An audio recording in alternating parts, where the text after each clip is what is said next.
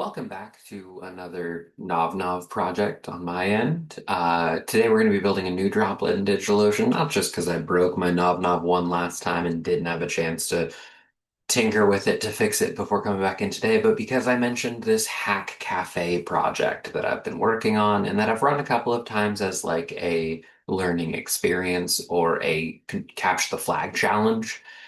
So let's go ahead and get it going ourselves. This is something that is available on my GitHub, so you can create your own droplet and host the HAKCafe yourself.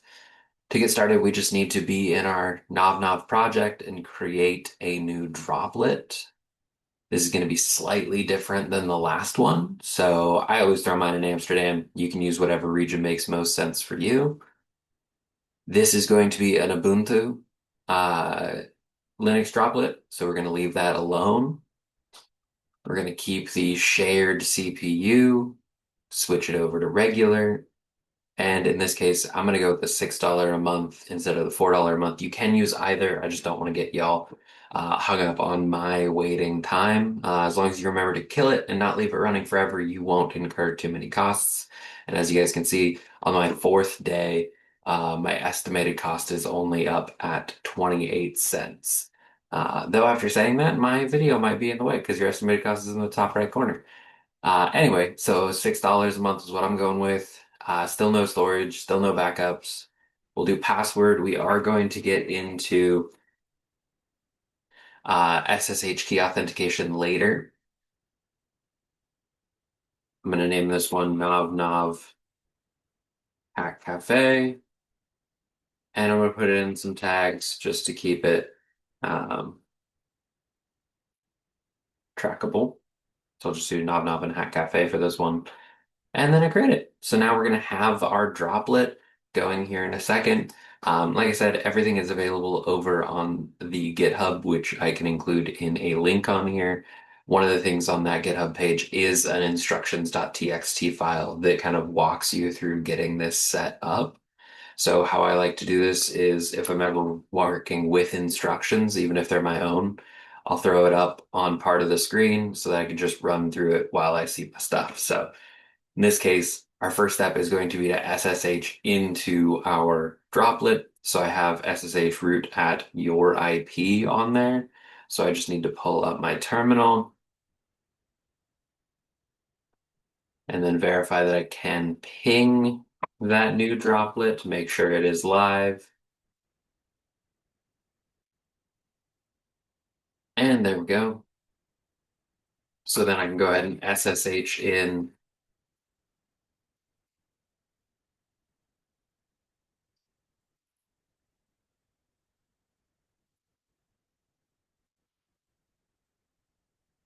Now, if you're intending to leave this droplet running for a while so that you can use the hacking challenge that we're setting up, I would recommend going through the same steps we did on the previous VM, creating a new user for yourself, permitting root login no, and giving yourself administrative credentials so that we shore it up a little bit.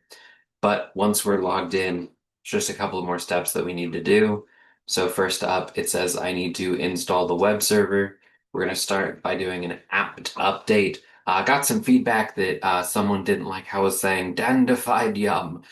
So I decided to use Ubuntu this time and the apt package manager so that I wouldn't fall into that when I bring up DNF and how it's just fancier or dandified yum package manager. So we'll go ahead and update. This is going to pull down the most current links to source stuff. And then we just need to install Python 3 to make sure we have it, because that's how we're going to run the web server. And Git, because that's how we're going to get the files.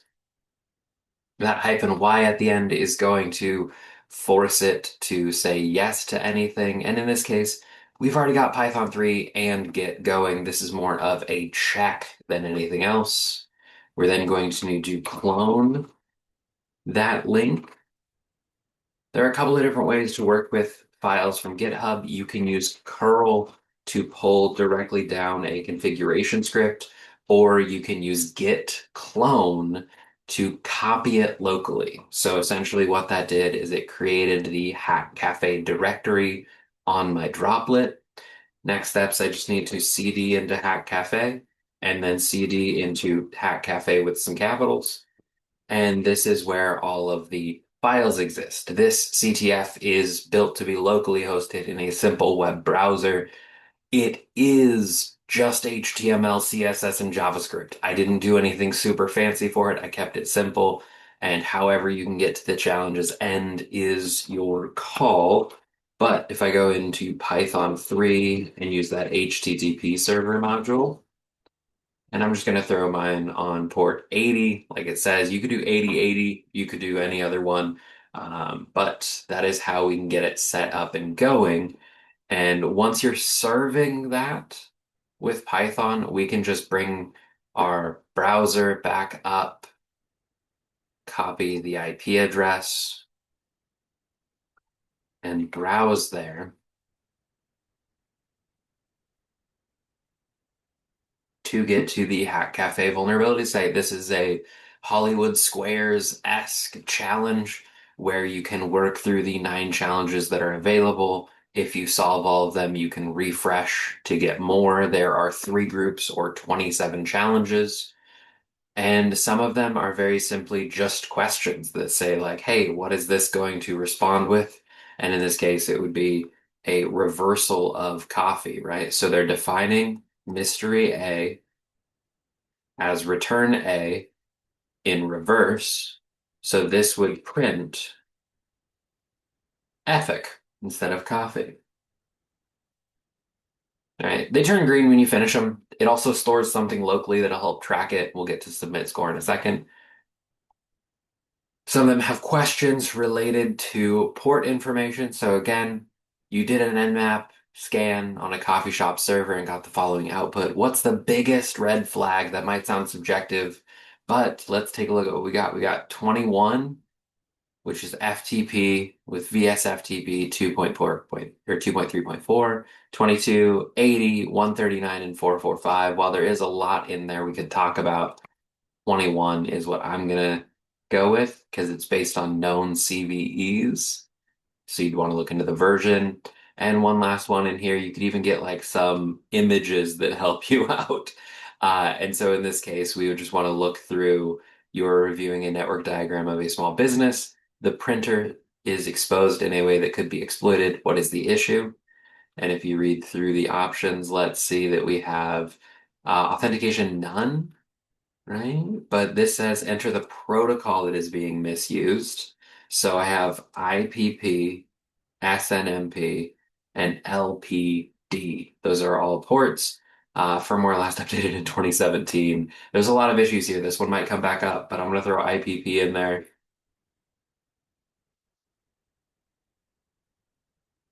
Helps if you put the right number of Ps, right? So once you have as many challenges as you can do done, you can refresh and it'll just bring in the next few, right? You don't have to do them in order. So let's say we jump all the way down to challenge 11, and now we've got a toasted firewall that actually has a bit of a dynamic replay going on to give you more information to figure out who caused this issue. So there's a lot going on here in this, even though it is just HTML and CSS. So feel free to spend some time diving in there. When you're done, you can go ahead and hit submit score and put in your name. And what that will do is it'll give you this PDF that gives your username and the challenges you completed. If you want a digital badge for this challenge, CyberGoblin Security Research is offering those. I'm a researcher there. Anyway, so this is a way to get your transcript that you will then submit to info. Replace this with the @ symbol at cybergoblin.org, and that will send it over to us, and we can give you a badge if you want. So essentially, how it breaks down is 9 challenges will be a bronze, 18 challenges will be a silver, and 27 challenges will be a gold. When we do these in person, we do have these now, which are pretty cool. They're little gold challenge coins. So be on the lookout for any live HAKCafe or CyberGoblin security challenges. But this is a nice transcript of completion if you guys wanted to do that. and then have a badge to share out on social media that is there for you. But this is a live site. So once you are done with it, be sure to not only shut it down, but shut down the site. So this is just running. We could see all of the requests that came through, but this is still just running through Python. So once you're done, you can cancel that or exit out of that Python.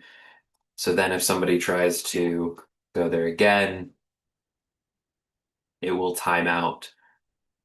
Right? So remember, you are the master of your own Python web server in this case. And then once you're done with it entirely, you can go ahead and exit out and then blow up that droplet. If you are not going to run this short term, if you're planning on using this long term, again, go back to the first couple of NovNov videos and work through securing root access and user administrative access so that you don't get compromised. But that is as easy as deleting and destroying a droplet right there. Again, I'll do this again on NovNov1, and we'll come back tomorrow and build NovNov2 for a different purpose. But all you have to do is go into the three dots for your droplet, destroy. This is irreversible, so if you don't have a backup or the file saved somewhere else, it's going to be gone. So destroy, and then you have to type in the name, and then boom, it's gone. I don't know why I said it like that. But anyway, that was today's NovNov. It's a little bit shorter than yesterday, but it sets you up to do your own challenges and push a little bit further into the realm of vulnerability assessments and security assessments.